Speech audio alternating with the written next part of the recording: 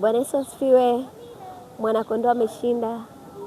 Kwa majina naitwa Judith Amos, mwenyekiti idara ya vijana Kigamboni.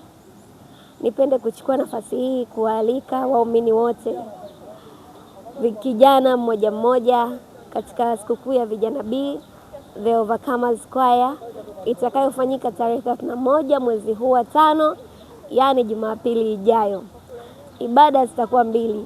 Ewe kijana, usipange kukosa siku hiyo. Tutakuwa na uimbaji ambao haujawahi tokea Kigamboni na nje ya Kigamboni. Pia sadaka yako ni ya muhimu sana.